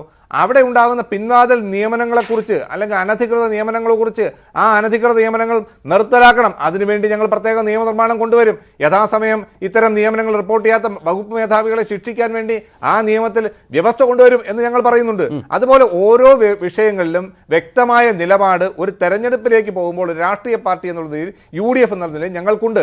അതിൻ്റെ ഭാഗമായി മാത്രമാണ് ശബരിമല വിഷയം ഞങ്ങൾ പറഞ്ഞത്. എല്ലാ വിഷയത്തിലുമുള്ള നിലപാടുകൾ പോലെ സാധാരണക്കാരനോടൊപ്പം നിൽക്കുന്ന ഒരു പ്രകടന പത്രിക, ആ പ്രകടന പത്രികയാണ് UDF അധികാരത്തിൽ വന്നാൽ നടപ്പിലാക്കാൻ പോകുന്നത്. അപ്പോൾ ആശങ്കയുള്ള വിഷയങ്ങൾ, കേരളത്തിലെ വിശ്വാസി സമൂഹത്തിന് ആശങ്കയുള്ളപ്പോൾ ആ ആശങ്ക പരിഹരിക്കുന്നതിന് നിയമനിർമ്മാണം നടത്തുമെന്ന് ഞങ്ങൾ പറഞ്ഞതിൽ എന്താണ് തെറ്റ്? ഒരുപാട് മുന്നിലാണ് കേട്ടോ UDFും കോൺഗ്രസും ഒക്കെ ശബരിമല വിഷയത്തിൽ. അവര് നിയമത്തിന്റെ കരട് വരെ പുറത്തിറക്കി കൃത്യമായി പറഞ്ഞു. ഇപ്പോൾ ശ്രീ അജയ്കുമാർ പറഞ്ഞ അനുസരിച്ച് നിയമം നിർമ്മിക്കുന്നതിലൊന്നും ആർക്കും യാതൊരു പ്രശ്നവുമില്ല. കോടതി അത് എങ്ങനെ പരിഗണിക്കുമെന്നും അതെങ്ങനെ നിലനിൽക്കുമെന്ന കാര്യത്തിലൊക്കെ ഉള്ളൂ. പക്ഷേ തൽക്കാലം വിശ്വാസികളുടെ വിശ്വാസം സംരക്ഷിക്കാൻ നിയമനിർമ്മാണം എന്ന് അജണ്ടയാക്കി എടുത്തു കഴിഞ്ഞു UDF. അത് അവർ കൊണ്ടുവരികയും ചെയ്യുമെന്ന് പറഞ്ഞു അധികാരത്തിൽ വന്നു കഴിഞ്ഞാൽ. ഈ നിങ്ങൾക്ക് പക്ഷേ അപ്പോഴും അക്കാര്യത്തിലൊക്കെ ഒരു അവ്യക്തതയുണ്ട്. വിശ്വാസികൾക്കൊപ്പമാണോ എന്ന് കൃത്യമായി നിങ്ങൾ പറയുന്നുമില്ല. MA ബേബി രാവിലെ ഒരു കാര്യം പറയുന്നു, പിന്നീട് അത് മാറ്റി പറയുന്നു. അത്തരത്തിലുള്ള കാര്യങ്ങൾ സംഭവിക്കുന്നു. AK ബാലൻ പറഞ്ഞു വിശ്വാസികളുമായി ചർച്ച ചെയ്ത് മാത്രം ഞങ്ങൾ ഈ വിഷയത്തിൽ തീരുമാനമെടുക്കുമെന്ന്. സത്യവാങ്മൂലത്തിൻ്റെ കാര്യത്തിൽ മാറ്റിക്കൊടുക്കുമോ ഇല്ലയോ എന്ന കാര്യത്തിൽ നിങ്ങൾ വ്യക്തത വരുന്നുമില്ല. അപ്പോൾ മൊത്തത്തിൽ CPM-ന്റെ ഒരു നിലപാടിൽ ശബരിമലയുമായി ബന്ധപ്പെട്ട വിഷയത്തിൽ ഒരു വ്യക്തത വരുത്തേണ്ടതുണ്ട് റജീനിയെങ്കിലും. അല്ല, ആദ്യത്തെ ചോദ്യത്തിന് മറുപടി വരാം. അതായത് ഞങ്ങൾ അധികാരത്തിൽ വന്നു കഴിഞ്ഞാൽ ഇവര് നിയമം ഉണ്ടാക്കുന്ന പറയാം. നിങ്ങൾ എന്ന് അധികാരത്തിൽ വരാനാണ്? കേരളത്തിലെ ജനങ്ങൾ റിസ്ക് എടുക്കുമോ നിങ്ങളെ അധികാരത്തിൽ കൊണ്ടുവരാൻ വേണ്ടിയിട്ട്? കേരളത്തിന്റെ പൊതുസമൂഹം എന്നേ വിധി എഴുതി കഴിഞ്ഞു നിങ്ങൾക്കെതിരെ. ഇനി വോട്ടെടുപ്പ് മാത്രം മതി. ഇനി ഞാൻ വളരെ പ്രധാനപ്പെട്ട കാര്യത്തിലേക്ക് ശ്രദ്ധ ക്ഷണിക്കുകയാണ്. ശ്രീജിത്ത് മണിക്കിനോട് അതിന് മറുപടി പറയണം. അതായത് അയോധ്യ വിധി, ഫൈനൽ വിധി വരുന്നതിന് 2-3 മാസങ്ങൾക്ക് മുമ്പ് ബഹുമാനപ്പെട്ട പ്രധാനമന്ത്രി പരസ്യമായിട്ട് പറഞ്ഞു അയോധ്യയിൽ വേണ്ടി വന്നാൽ ഞങ്ങൾ നിയമം നിർമ്മിക്കുമെന്ന് പറഞ്ഞു പാർലമെന്റിൽ. പക്ഷേ സുപ്രീം കോടതി വിധി അനുകൂലമായതുകൊണ്ട് വളരെ ഡിപ്ലോമാറ്റിക് ആ വിധി വന്നു. ഇപ്പോൾ അയോധ്യയുടെ ക്ഷേത്ര നിർമ്മാണത്തിന്റെ ആരംഭങ്ങളായി.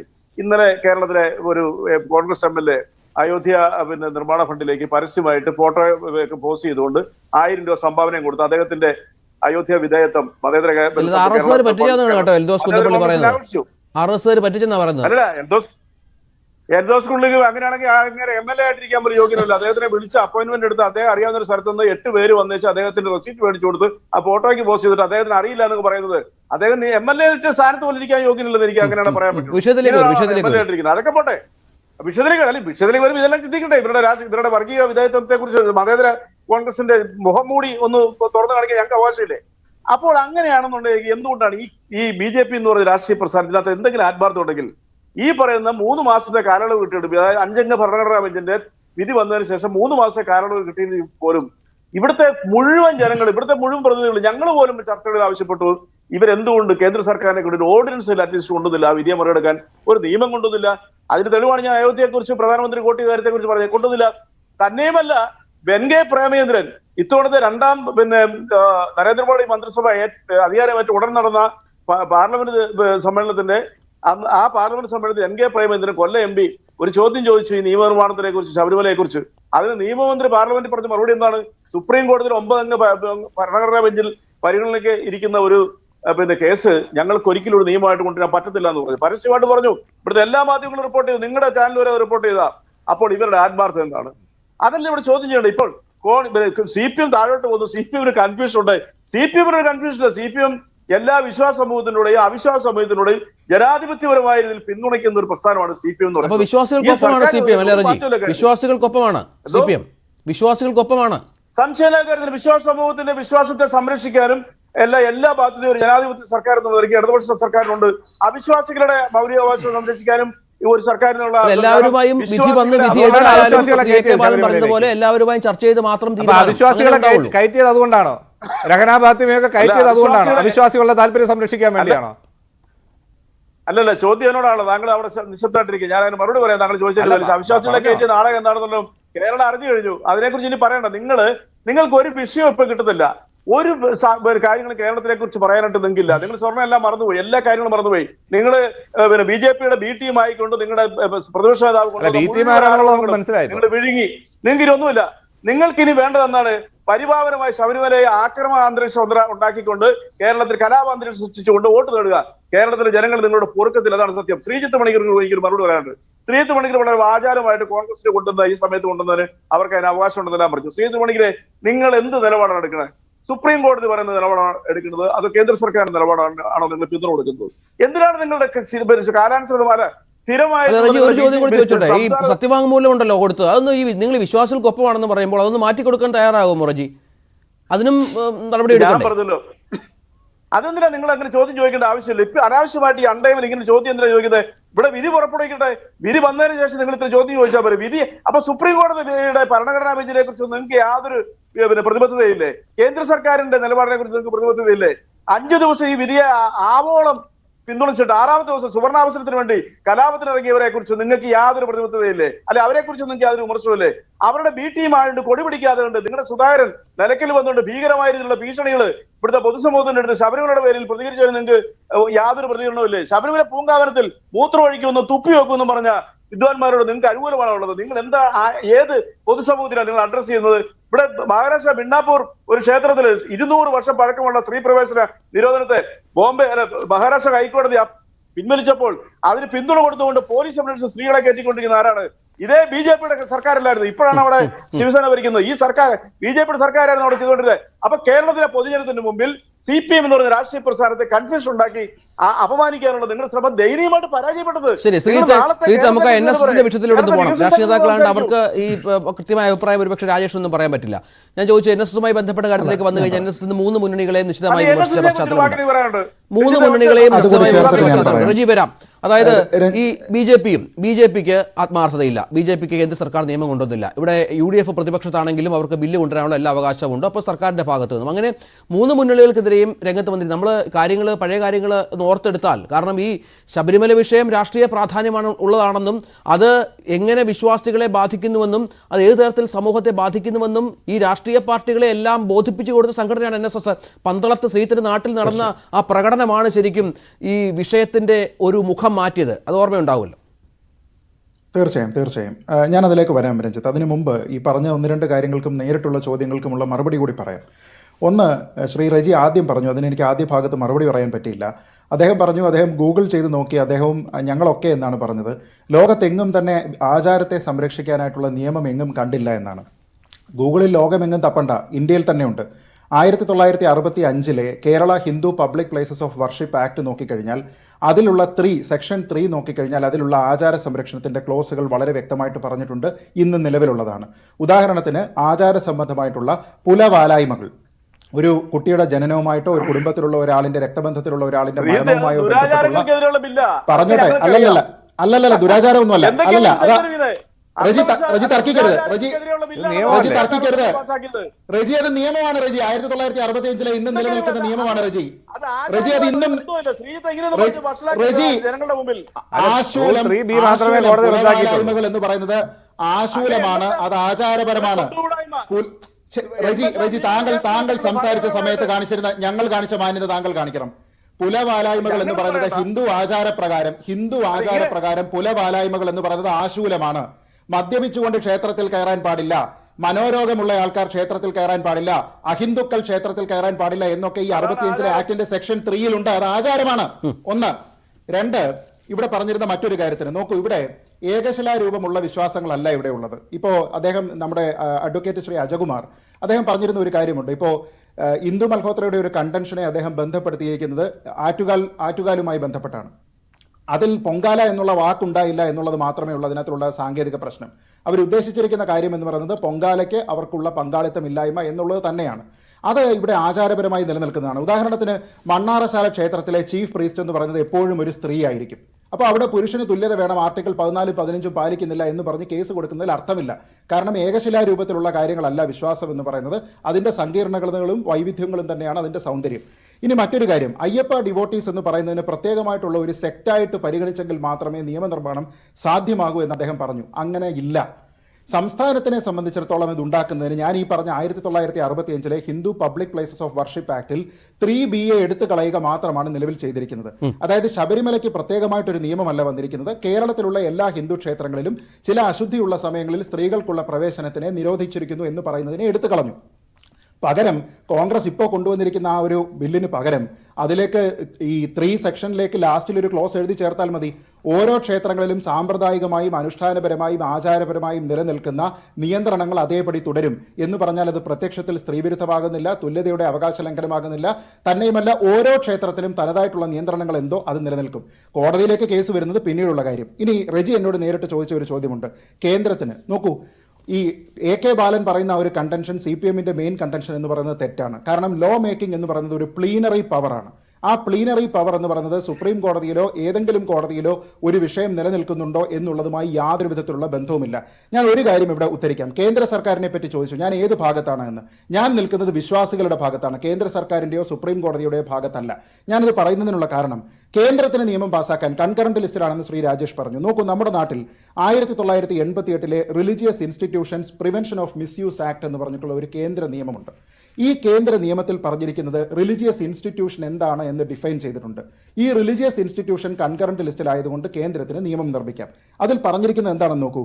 Religious institution means an institution for the promotion of any religion or persuasion and includes any place or premises used as a place of public religious worship by whatever name or designation known. എന്ന് പറഞ്ഞു കഴിഞ്ഞാൽ ശബരിമലയെ ഒരു religious ഇൻസ്റ്റിറ്റ്യൂഷനായി പറഞ്ഞുകൊണ്ട് അവിടേക്ക് കൊണ്ടുവരാനുള്ള നിയമത്തിനും ഇതേപോലെ ഈ നിയമത്തിൽ പറയുന്ന ഒരു ക്ലോസ് ഞാൻ പറയാം. ആ നിയമത്തിൽ പറഞ്ഞിരിക്കുന്ന ഒരു കാര്യം, no religious institution shall allow any ceremonial festival congregation procession so and so used for any political activity എന്ന് പറഞ്ഞതിലൊരു ക്ലോസ് ഉണ്ട്. പ്രത്യേകിച്ച് ഒരു സെക്റ്റും അയ്യപ്പ ഡിവോട്ടീസിനെ ഒരു സെക്റ്റായിട്ട് പരിഗണിക്കാതെ പോലും അതിൽ ഇങ്ങനെ ഒരു കാര്യം ചെയ്താൽ മതി. No religious institution shall allow so and so എന്ന് പറയുന്നിടത്ത് ആചാരപരം, അനുഷ്ഠാനപരം, സാമ്പ്രദായികമായിട്ടുള്ള നിയന്ത്രണങ്ങളെ വയലേറ്റ് ചെയ്യാൻ അനുവദിക്കരുത് എന്ന് നിസ്സാരമായിട്ടൊരു ക്ലോസ് പാർലമെന്റിന് പാസ്സാക്കാവുന്നതേ ഉള്ളൂ, കേന്ദ്ര സർക്കാരിന് ചെയ്യാവുന്നതേ ഉള്ളൂ. അപ്പൊ ഇവിടുത്തെ ഉദ്ദേശശുദ്ധി എന്ന് പറയുന്നത് ആരുടെ ഭാഗത്താണ്? ഞാൻ അതിലേക്ക് വരികയാണ്. സുപ്രീം കോടതി വിധി പാസ്സാക്കിയിട്ട് 2.5 വർഷം കഴിഞ്ഞതിന് ശേഷവും കേന്ദ്ര സർക്കാർ അതിന് തയ്യാറായിട്ടില്ല റജി. അതുകൊണ്ട് ഞാൻ അവരോടൊപ്പമല്ല. പക്ഷേ കോൺഗ്രസിന് കേന്ദ്രത്തിലോ സംസ്ഥാനത്തിലോ അധികാരം ഇല്ലാത്തത് കൊണ്ടും അവർ അന്ന് തന്നെ ഇത് പറയുന്നത് കൊണ്ടും അവർ തന്നെ മുൻപ് വിശ്വാസികൾക്ക് അനുകൂലമായിട്ട് അഫിഡവിറ്റ് പറഞ്ഞിട്ടുള്ളത് കൊണ്ടും നിലവിൽ മുൻതൂക്കം അവർക്ക് തന്നെയാണ്. നിങ്ങളാണ് നിലപാട് മാറ്റിയിരിക്കുന്നത്. NSSന്റെ വിഷയത്തിലേക്ക് വരുമ്പോൾ NSS ഇവിടെ വിശ്വാസികൾക്ക് വേണ്ടിയിട്ട് നിലനിന്നിട്ടുണ്ട് എന്നുള്ളതും ശ്രീ പരാശരനെ പോലെയുള്ള മുതിർന്ന അഭിഭാഷകനെ ഇതിൽ ഉപയോഗിച്ചിട്ടുണ്ട് എന്നുള്ളതും നമ്മുടെ മുന്നിൽ വ്യക്തമായിട്ടുള്ള കാര്യമാണ്. അതുകൊണ്ട് സ്വാഭാവികമായും ഈ വിഷയത്തിൽ അവർക്കൊരു ലോക്കൽ സ്റ്റാൻഡി ഉണ്ട്, അവർക്ക് പറയാം. പക്ഷെ അപ്പോഴും ഞാൻ പറയുന്നത് കോൺഗ്രസിന്റെ നിലവിലുള്ള അവസ്ഥ എന്ന് പറയുന്നത് അവരെ സംബന്ധിച്ചിടത്തോളം മുൻപ് വിശ്വാസികൾക്ക് അനുകൂലമായിട്ടുള്ള അഫിഡവിറ്റ്, അതും മുൻപ് VS അച്യുതാനന്ദൻ സർക്കാരിന്റെ കാലത്തുണ്ടായിരുന്ന അഫിഡവിറ്റിനെ തിരുത്തിയതിനു ശേഷം അഫിഡവിറ്റ് കൊടുത്തതാണ്. തന്നെയുമല്ല അവരെ സംബന്ധിച്ചിടത്തോളം കേരള സർക്കാർ പറയുന്നത് എന്താണെന്ന് നോക്കൂ. ഞങ്ങളുടെ നിയമസഭ ഇവിടെ ഇത്തരത്തിലുള്ള ഒരു പ്രമേയം പാസ്സാക്കുകയില്ല എന്ന് പറയുമ്പോൾ അധികാരമില്ല എങ്കിൽ അവർക്ക് എന്ത് ചെയ്യാൻ പറ്റും? അന്നേ അവർ പ്രഖ്യാപിച്ചിരുന്നു ഞങ്ങൾ നിയമനിർമ്മാണം നടത്തുമെന്ന്. അതുകൊണ്ട് നിലവിൽ കോൺഗ്രസിന്റെ ഉദ്ദേശശുദ്ധിയിൽ സംശയമില്ല. അതുകൊണ്ട് NSS എന്തിനാണ് ഈ ഒരു വിഷയത്തിൽ കോൺഗ്രസിനെ പ്രതികൂട്ടിൽ നിർത്തുന്നത് എന്ന് എനിക്ക് മനസ്സിലാകുന്നില്ല. പക്ഷേ CPMനും BJPക്കുമുള്ള വിമർശനം എന്ന് പറയുന്നത് അവർ അർഹിക്കുന്നത് തന്നെയാണ്. കാരണം വിശ്വാസികൾ അടികൊണ്ടു, തങ്ങളുടെ പ്രവർത്തകർ അടികൊണ്ടു എന്നുണ്ടെങ്കിൽ കേന്ദ്രത്തിന് ലഭ്യമായ നിയമനിർമ്മാണത്തിലുള്ള സാധുത ഉപയോഗിച്ച് നിയമം പാസ്സാക്കുക എന്ന് പറയുന്നത് കേന്ദ്രത്തിന് ചെയ്യാവുന്നതാണ്. ഇവിടെ CPM U-ടേൺ എടുക്കുന്നു എന്നുള്ളത് വ്യക്തമായ സാഹചര്യം. ശരി, ശ്രീ അഡ്വക്കേറ്റ് അജയകുമാർ, ഇവിടെ ഒരു സത്യവാങ്മൂലവുമായി ബന്ധപ്പെട്ട പരാമർശം നമ്മുടെ ചർച്ചയിൽ ഉടനീളം ഉണ്ടായിരുന്നു. പലരും ഉന്നയിക്കുന്നുമുണ്ട്. നേരത്തെ BS സർക്കാർ കൊടുത്തത് തിരുത്തി ഉമ്മൻചാണ്ടി സർക്കാർ കൊടുത്തു, വീണ്ടും അത് മാറ്റി കൊടുക്കുന്നു. അത് ഈ കോടതിക്ക് മുന്നിൽ വളരെ പ്രധാനപ്പെട്ട ഒന്ന് തന്നെയല്ലേ? ഒരു സർക്കാരാണല്ലോ ഇവിടുത്തെ വിഷയങ്ങൾ കൃത്യമായി കോടതിയെ ബോധിപ്പിക്കേണ്ടതും കാര്യങ്ങൾ ധരിപ്പിക്കേണ്ടതും. ശബരിമലയുമായി ബന്ധപ്പെട്ട് വന്ന വിധിയിൽ വലിയ പങ്ക് വഹിച്ചൊരു കാര്യം തന്നെയല്ലാതെ അത് ഈ പറഞ്ഞതുപോലെ ഈ പ്രതിപക്ഷമൊക്കെ ഉന്നയിക്കുന്ന പോലെ അത് മാറ്റിക്കൊടുത്തത് കൊണ്ട് ഈ കേസിന്റെ മുന്നോട്ടുള്ള ഗതിക്ക് എന്തെങ്കിലും തരത്തിലുള്ള ഗുണം ചെയ്യുമോ, സ്വാധീനം ചെലുത്തുമോ? ശ്രീ അഡ്വക്കേറ്റ് അജയകുമാർ, ചില പ്രശ്നങ്ങളുണ്ട്, അദ്ദേഹവുമായി ബന്ധപ്പെടാൻ സാധിക്കുന്നില്ല. രാജേഷ്, ഇവിടെ ഇത്തരത്തിലുള്ള ചില നീക്കങ്ങൾ നിങ്ങളുടെ ഭാഗത്ത് നിന്ന് വലിയ മുന്നേറ്റം ഉണ്ടാക്കുന്നു. ഈ വിഷയത്തിലൊക്കെ തിരിച്ചു വരാം. ശ്രീ അഡ്വക്കേറ്റ് അജയകുമാറിന്റെ ചോദ്യം കേട്ടിരുന്നോ?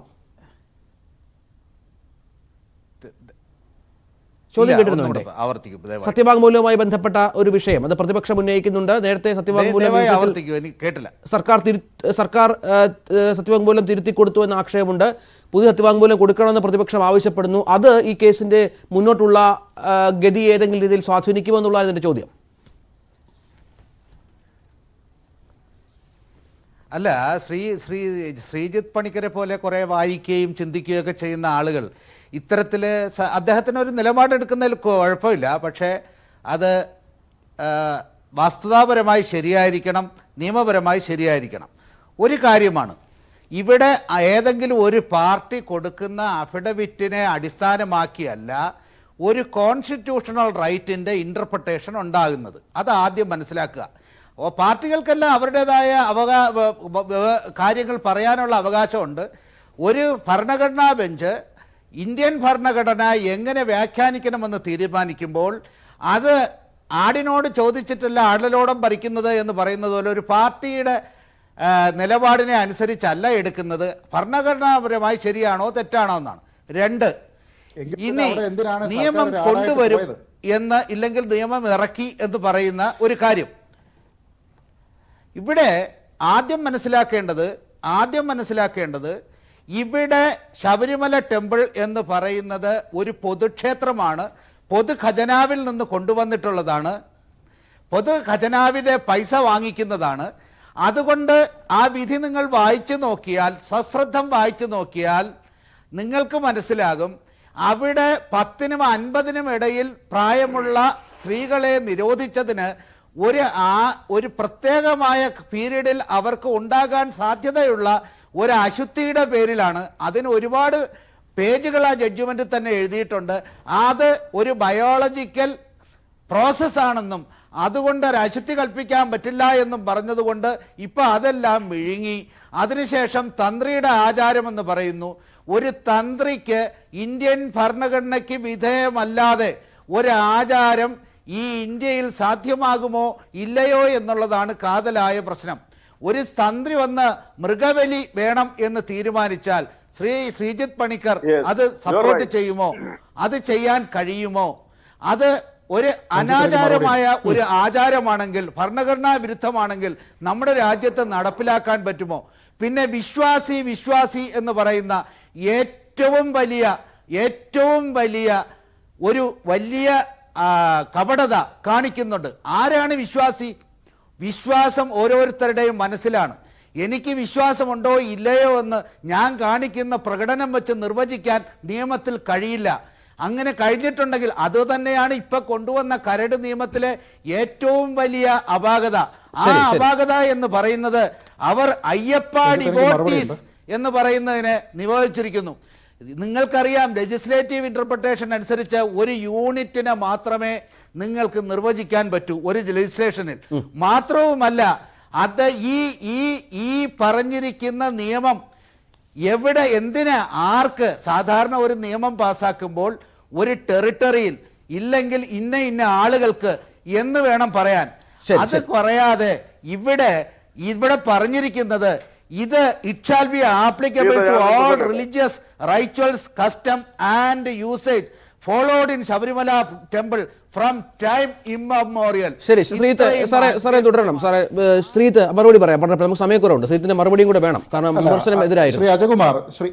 ശ്രീ അജകുമാർ താങ്കൾ ഇവിടെ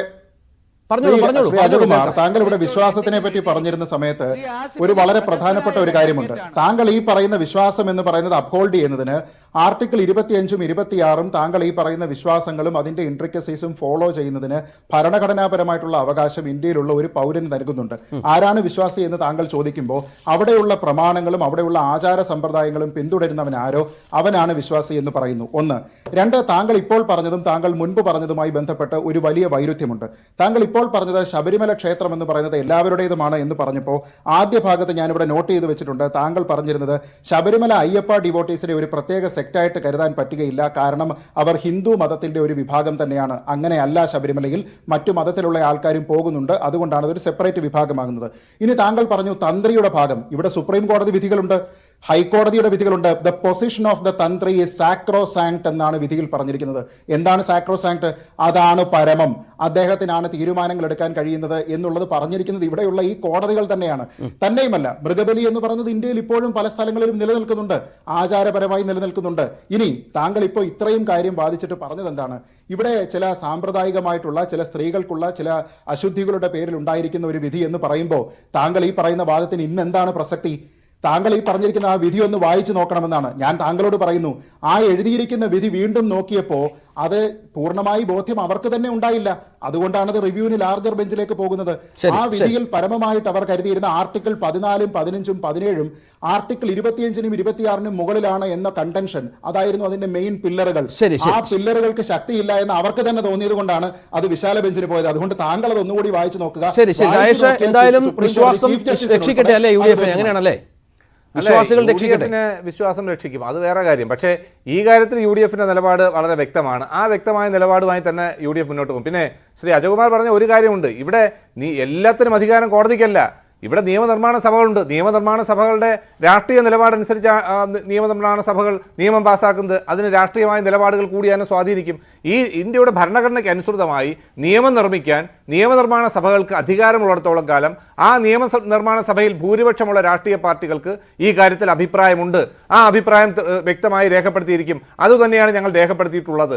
2, കോടതിയിലേക്ക് പോകുമ്പോൾ ആ കോടതിയിൽ രാഷ്ട്രീയ നിലപാടുകൾ അത് വ്യക്തമാക്കേണ്ടതുണ്ട്. അല്ലാതെ എല്ലാ കാര്യങ്ങളും വിശ്വാസവും എല്ലാം കോടതി ഇന്റർപ്രറ്റ് ചെയ്യും.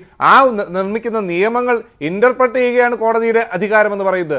ആ നിയമത്തെ ഇന്റർപ്രറ്റ് ചെയ്യുമ്പോൾ എല്ലാത്തിനും പരമമായത് കോടതിയാണ്. വിശ്വാസം കോടതി തീരുമാനിക്കും, തന്ത്രി തീരുമാനിക്കേണ്ട എന്നുള്ള ഒരു വാദഗതിയോട് ഞങ്ങൾക്ക് യോജിപ്പില്ല. അതുകൊണ്ട് തന്നെയാണ് ഈ കോടതി വിധിയെ മറികടക്കാനുള്ള നിയമനിർമ്മാണം ഞങ്ങൾ നടത്തും എന്ന് വളരെ വ്യക്തമായി ഞങ്ങൾ പറഞ്ഞിട്ടുള്ളത്.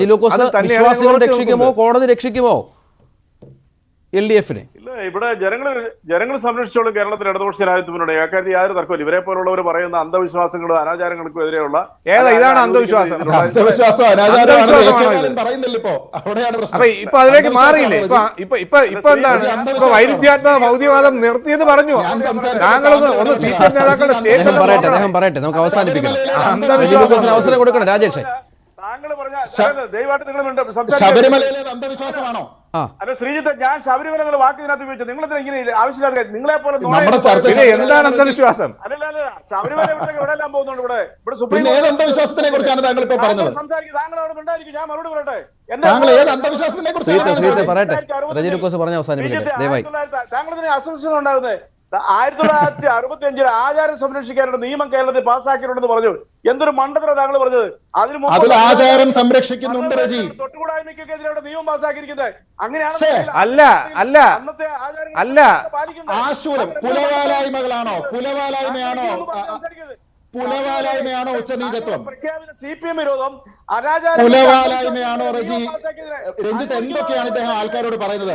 കുലവാലായ്മകൾ എന്ന് പറയുന്നതാണോ അന്ധവിശ്വാസം? Kerala place of Hindu worship ആക്ടിലെ റൂൾ 3B മാത്രമേ കോടതി റദ്ദാക്കിയിട്ടുള്ളൂ. ആ നിയമം നിലനിൽക്കുന്നുണ്ട്. ആ നിയമം നിലനിൽക്കുന്നുണ്ട്. ഇന്നാട്ടിൽ ഇപ്പോഴും നിലനിൽക്കുന്ന നിയമത്തിനെ കുറിച്ചാണ് റജി പറയുന്നത്. ഇതാണോ ദുരാചാരം? ശരി. ശ്രീ അജയകുമാർ സാർ വല്ലതും പറയണ്ടോ? സാറ് കൈ കാണിക്കുന്നുണ്ട്. നമുക്ക് പെട്ടെന്ന് അവസാനിപ്പിക്കാൻ വേണ്ടിയാണ്. സാറിന്റെ ഒരു അഭിപ്രായം കൂടെ അവസാനിപ്പിക്കാം. നിങ്ങൾ ഈ കൈ ഒന്ന് പറഞ്ഞ അവസാനിപ്പിക്കും സാർ. പെട്ടെന്ന്. ഇവിടെ ബഹുമാനപ്പെട്ട ശ്രീജിത്ത് പണിക്കർ പറഞ്ഞ കുറെ കാര്യങ്ങൾ എനിക്ക് കേൾക്കുവാൻ കഴിഞ്ഞിട്ടില്ല. അതുകൊണ്ട് തന്നെ അദ്ദേഹത്തിന് പ്രോപ്പറായിട്ട് മറുപടി പറയാനും എനിക്ക് കഴിഞ്ഞിട്ടില്ല. ഒരു കാര്യം ഞാൻ ഉറപ്പിച്ചു പറയാം. ഈ പറഞ്ഞിരിക്കുന്ന വ്യാഖ്യാനങ്ങളിൽ തന്ത്രിക്ക് ഭരണഘടനാ വിരുദ്ധമായി പോലും ഒരു ആചാരം നടപ്പിലാക്കാം എന്ന് ഇന്ത്യയിൽ ഇന്ന് വരെ ഒരു വിധിയില്ല എന്ന് ശ്രീജിത്ത് അത് പറഞ്ഞിരിക്കുന്ന ശിരൂർ മഠിലെ വിധിയിൽ